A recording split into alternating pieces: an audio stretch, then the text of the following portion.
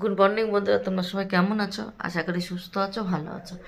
আমি রাত থেকে আমার একটু একটু পেট ব্যথা হচ্ছে, কালকে লুচি খেয়েছি আর মাথাতে এত কনকান করছে, ঘুম থেকে কখন উঠেছি আর কালকে এসি চালু করিনি, এত গরম লাগছে, প্রচণ্ড হারে গরম লাগছে, ঘর মর গরম হয়ে গেছে আর আমার গার মধ্যে চলে যাচ্ছে।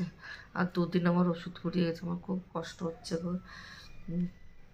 কালকে তোমাদের দাদাভাই টাইম পাই না, আজকে যাবে। তোমাদের দাদাভাই এখনও ঘুমিয়ে আছে, দোকানেও যাবে না, ছেলে ঘুমিয়ে আছে। আমি ঘুম থেকে কখন উঠেছি, কোনো কাজ করতে ইচ্ছা করছে না। আমি আবার এসি চালায় শুয়েছিলাম, ঘুমোইনি, পেট ব্যথা করছিল, মাজা মনে হচ্ছে কন কন করছে, প্রচণ্ড হারে ব্যথা করছে। অনেক সকালে ঘুম থেকে উঠে গেছে, বাইরে ঘুরে টেরে দিয়ে আবার এসি চালু করে একটু ঠান্ডা হয়ে গেলাম। কি গরম লাগছিলো কি বলবো। দেখো এখন থেকে ভিডিওটা চালু করলাম। এখন অনেক কাজ আছে, কালকে জামা প্যান্ট আছে, এগুলো ভাঁজ করে নিই, পুরো ঘরটা গুছিয়ে নিই। তোমার দাদাভাইরা উঠলে আমি বেডরুমটা পরিষ্কার করতে পারতাম, কিন্তু উঠছে না ঘুম থেকে। ওরা ডেকেছে একবার, যাও দোকানে, বলে আজকে আর যাবো না, কালকে কষ্ট হয়ে গেছে, বৃষ্টির মধ্যে এসেছে গেছে। দাদাভাই কোথাও কাজ করলে এখন কষ্ট হয়ে যায়, বয়সটা হয়ে যাচ্ছে তো ওই জন্য। চলো দেখতে থাকো আমি কি কি কাজ করি। আর অ্যামাজন থেকে আবার একটা পার্সেল এসে দেখতে পাচ্ছ, ওইটা অবশ্যই ওপেন করে তোমাদের দেখাবো। এখন আগে কাজটা সেরে নিই, চলো দেখতে থাকো, দেখো কেমন লাগছে আমাকে। এই দাদাভাই এসেছিল, তো চাটা করে দিয়েছি, এখন চাটা করা হয়ে গেছে, এরকম চাটা খেয়েছে। তাদের রান্না চাপিয়ে অনেক বেলা হয়েছে, তোমার দাদাভাই করুক রান্নাটা, আমি সব গুছিয়ে ফিরে দিই, চাদর মাদর সব গুছাতে। আমি চা খাবো সেটাও খেতে পারো না, ওষুধ নাই। আমি আর আমার আর ভালো লাগবে না, কি করবো আমি নিজেই দিশে পাচ্ছি না, কি কাজ করবো। উঠেছি 9টায়, পেট ব্যথা তুলে বসেছিলাম, রাতে দেখো এই কাজটা করে রেখে দিচ্ছি। সব লঙ্কা পচে গেছে, সব কিছু পচে যাচ্ছে, বেশি আনবই না, এরকম যাবেই করা রসুনটা ই হয়ে যাচ্ছে অর্গানিক। দেখো বন্ধুরা, মটনটা রাতে নিয়ে এসেছিলো, তো একটু বরফ বরফ হয়ে গেছে, তার জন্য আমি জলে ভিজিয়ে রেখেছিলাম।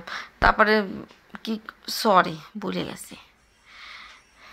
দেখো বন্ধুরা, আমার মাথার মধ্যে কাজ কি করছে আর কি না বলছি, উল্টো পাল্টা কথা বলে দিচ্ছে, মানে মনে থাকছে না কিছু, কি যে মাথার মধ্যে ভালো লাগে না কেন। দেখো আমি রাতে পেঁয়াজ রসুন আদা ছাড়িয়ে রেখেছিলাম, তো এখন আবার ধুয়ে মিক্সচারের মেশিনে দিয়ে মিক্সচারটা করব, মানে ইটা করবো, গ্রাইন্ডিংটা করে নেব। তার জন্য দেখো এখন ওটা ঠিক করলাম। আর আমি এখন কিচেনটা পরিষ্কার করছি। আর বৃষ্টি তো প্রচণ্ড হারে হচ্ছে, আর বৃষ্টি হলে আমাদের পেছনে যে সানসেট টাইপের ওটা তো নাই, তারপরে আর একটা ছিল আমার, সে কি বলে সানসেট মতো দেওয়া ছিল এক্সট্রা, সেইটা ঘর বানানোর সময় নষ্ট হয়ে গেছে। আর ওইখান থেকে তেল মশলা আছে খুব, কিচেনে কিচেনে পড়ছে, ওভেনে পড়ছে, তার জন্য আমি আর কি করবো বললাম তোমাদের এখানে কুচিয়ে নিই। সত্যি অনেকটা বেলা হয়ে গেছে উঠতে। আর দেখো এখন মটনটা আমি ঢেলে দিচ্ছি। মটনটা আমি সকালে ঘুম থেকে যখন উঠেছিলাম 6টার আগে, তখন আমি ফ্রিজটা বন্ধ করে রেখে দিয়েছিলাম, তখন একটু বরফটা গলে গেছে, তখন বেশি একটা বরফ নয়, তবুও আমি ই করছি, দেখো খুলে রেখে দিচ্ছি। এখানে 1.5 কিলো মাংস হবে না, হ্যাঁ খুলতে বাবুর পাঠালি। বাবু বাবু দীপঙ্করদের বাড়িতে আমাদের পড়া খুঁজে রান্না করা বিদ্যুৎ পড়তে বন্ধ হয়ে গেছে, বন্ধ হয়ে গেছে। এই দেখো মানুষ এখনো বলি না।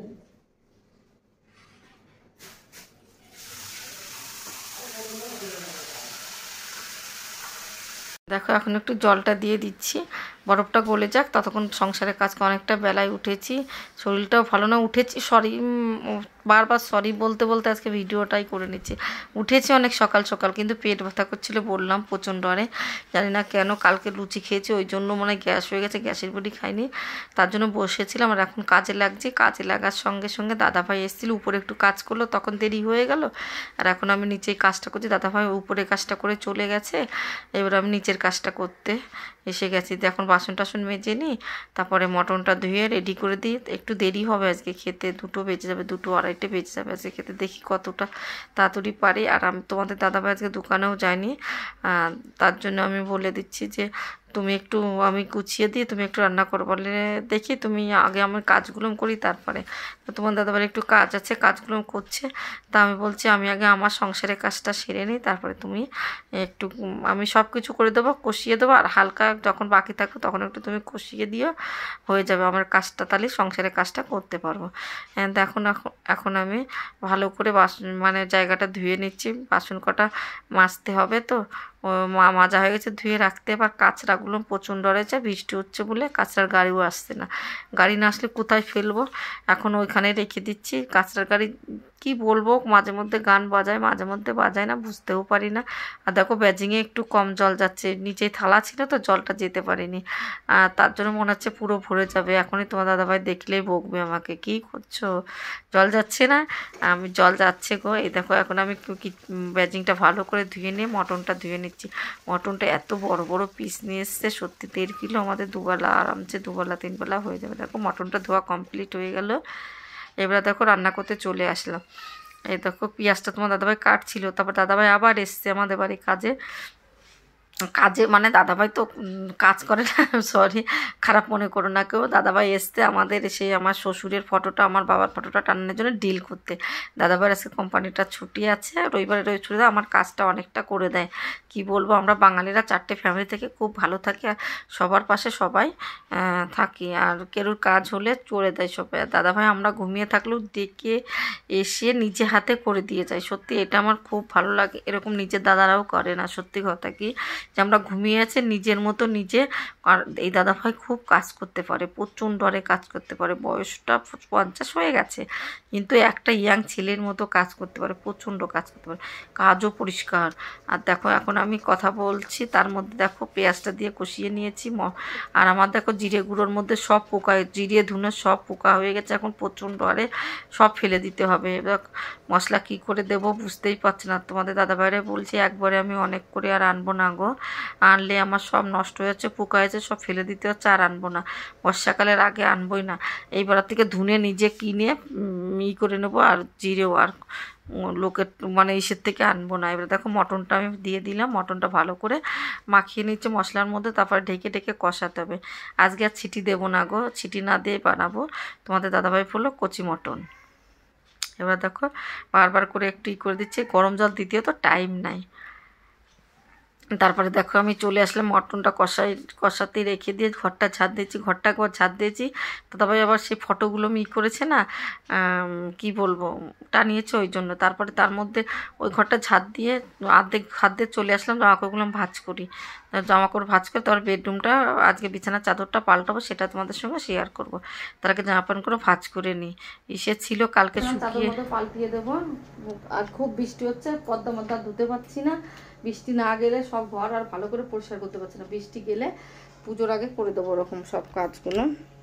আর আমাদের আজকে ফটো মটো ফ্রেম লাগিয়েছে এদিক ওদিক করে, আমি তোমাদের তখন ভিডিও করতেই পারিনি। আর তখন দাদা ভিডিওতে আসতে চেয়েছিল, আমি আমার কাজ করছিলাম, প্রচুর কাজ ছিল। সকাল থেকে আমার প্রচণ্ড পেট ব্যথা, কাজ করিনি, বেলা হয়েছে, প্রচুর কাজ ছিল, আমি আর ভিডিও করতে আসতে পারিনি। আমার ছেলে আছে, আমার ছেলেকে কেউ হেল্প করে না আমাকে ভিডিও করতে, আমার দাদাভাই একটু একটু করে, এছাড়া কেউ করে না। চলো কথা বলে লাভ নেই, আমার কাজ আমি করতে হবে, করে ফেলি। আর সবাই হাঁড়ি কড়াই নিয়ে গেছিলো, তারপর খাটের মধ্যে রাখলাম। গরম প্রচণ্ড পড়ছে, বৃষ্টি হচ্ছে, গরমও পড়ছে। চলো দেখতে থাকি। দেখো বৃষ্টির মধ্যে বললাম তো করতে পারছি না, তবুও তো কেমন যেন লাগে। বিছানা চাদরটা পাল্টিয়ে দিই।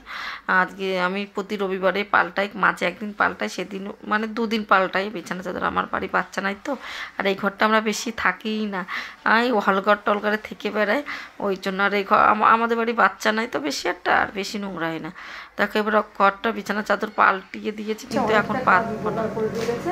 এখন কি বুঝাতে হবে আমাদের কী কী করেছে, সেটা তো আমাদের দেখাতে পারিনি। এই দেখো দেখিয়ে দিই, দেখতে পাচ্ছ এই যে এইটা আমার শাশুড়ির ফটো, এই সাইডটা ছিল যেখানে ঘড়িটা আছে না, দেখতে পাচ্ছ ঘড়িটা আছে, ওইখানে ছিল আমার শ্বশুরির ফটো। এই সাইডটা রাখতে না এই দিশায়। তা আমার বাবার ফটো, দেখো আমার বাবার ফটো, আমার শ্বশুর ফটো আছে। আমার বাবার ফটোটা ছোট হয়েছে, তোমরা ভাবতে পারো কেন বাবার ফটোটা ছোট করেছো। আমার বাবার ফটোর থেকে নেওয়া হয়েছিল, এর থেকে বড় হচ্ছিল না, ফেটে যাচ্ছিল, ওই জন্য তোমাদের দাদাভাই এইটুকুই করেছে। তাই তোমার দাদাভাই এইটুকু করতে কোনো আপত্তি নেই, বড় সাইজে করতে চেয়েছে, দোকানদার বলেছে না ফেটে যাচ্ছে ফটো, ওই জন্য এইটুকু সাইজ করেছে। আর এই কৃষ্ণ ঠাকুরটা দেখতে পাচ্ছ, এই রাধা কৃষ্ণটা ছিল আমার এইখানটা সবাই এসে বলছে এই সাইডটায় মরা মানুষের ফটো রাখতে না, এই সাইডটা এই দিশাটায়, আর এই দিশাটায় দেখো তার জন্য ঘরটা, তার জন্য একটা পাল্টি দিয়েছে, সোফা টোপা আবার পেতে দিয়েও গেছে। দাদা খুব সুন্দর কাজ করেন, খুবই ভালো। এই দেখো এই সোফাটা সরিয়ে, এইখানে দেখতে পাচ্ছ সোফাটা সরিয়ে এইটা ফটো মোটো টানানো হয়েছে, সোফার অবস্থা কাইল। এই যে ইটা কী বলে, এইটাও দিতে হবে, মালাটা পরাতে হবে আমার শ্বশুরমশাইকে, আমার বাবারটা আনতে হবে। চলো এখন এই ঘরটা গুছিয়ে নিই। আর তোমার দাদাভাই এদিকে আমি রান্না করছি, তোমার দাদাভাই করছে একটু একটু নেড়ে দাও, একটুখানি আমি তাহলে ঘরটা গুছিয়ে দিই, তোমার দাদাভাই একটু কষাতে লাগো। আমি সব কিছু গুছিয়ে দিয়ে এসেছি, সব কিছু করেছি, আমি কষাচ্ছিলাম, একটু বলছি তুমি একটু করো, আমি আসতে তোমার দাদাভাই গেল। তো আমি এখন চেয়ারগুলো আমাদের দাদা ভাই তো ফটোগুলো টানিয়ে দিয়ে গেছে। এখন তো কি বলবো, আমাদের সিঁড়িটা হলো উপরের ঘরে মিস্ত্রি ভাড়ালারা নিয়ে গেছে। দেখো সবাই কি সুন্দর কথা বলে, পারে না, আমি কথা বলতেই পারছি না আজকে। তার জন্য চেয়ারগুলো নিয়ে এসেছিলো, চেয়ারগুলো রেখে আসবো, খুব ভারী। আর এবার দেখো ওইখানে তো ডিল করেছিল, সেই ইটের গুঁড়ো ছিল, সেই ইটের গুঁড়োটা সব করলাম, ছাদটা দিয়ে নিচ্ছি, পরিষ্কার করে নিচ্ছি, পরিষ্কার করে ঝাড়টা দিয়ে এই ঘরটা মুছে নেব পরে, সবটাই তোমাদের পরে দেখাবো। এই ভিডিও আর হবে না, অনেক বড় ভিডিও হয়ে যাচ্ছে। আর দেখো ওরা সোফাটা করেছিল, সোফাটা সরিয়ে নিয়ে ডিলটা করেছিল সোফার উপরে, তার জন্য আবার ওরকম করে রেখেছে। দেখো সোফার কভারটা আমি সরিয়ে নিয়ে আবার সুন্দরভাবে পেতে দিচ্ছি। এই কাজটা হয়ে গেছে, অনেকটা কাজ বাকি ছিল, কাজটা হয়ে গেছে মানে ভালো। করলে করবো করে করাই হচ্ছে না আমার। আর আমাদের বড়দায় যাওয়া ছিল না বিষের জন্য, রোদ্দুরের জন্য, এখন বৃষ্টির জন্য। এই শীতকালে যেতে হবে একদিন কেনাকাটা করতে, এখন আর যাবো না। দেখো সুন্দর করে গুছিয়ে দিলাম। এবার চেয়ারগুলো বাইরে রেখে আসে, কি ভারী।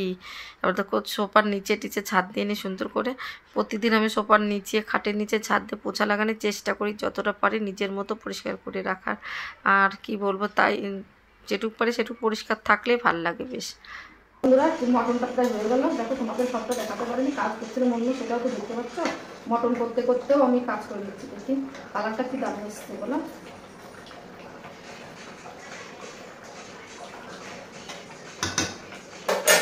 ভালো হয়েছে। আর এটা গরম মশলা দিয়ে দিই, গরম মশলা দিয়ে হয়ে গেলে ছেলেকে খেতে দিয়ে আসবো।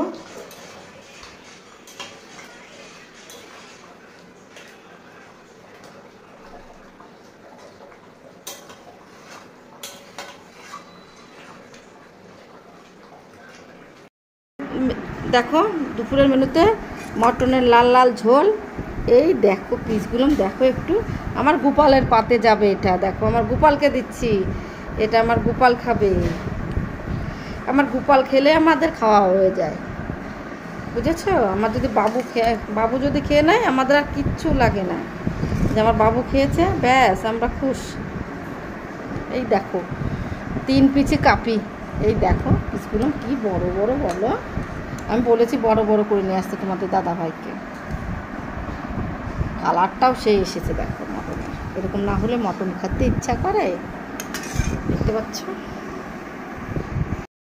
দুপুরের মেনুতে মটনের লাল লাল ঝোল দেখতে পাচ্ছ, এই দেখো একটা পিস, দেখো পিসটা দেখো, 1.5 কিলো মাংস নিয়ে এসছে, এই দেখো। আর এই ভাত দিয়েছে আমার ছেলেকে, 3 পিস মাংস দিয়ে দিয়েছি, আর একটু লেবু দিয়ে দিয়েছি, ব্যাস এইটা আমাদের দুপুরের মেনু, আর কিছু না।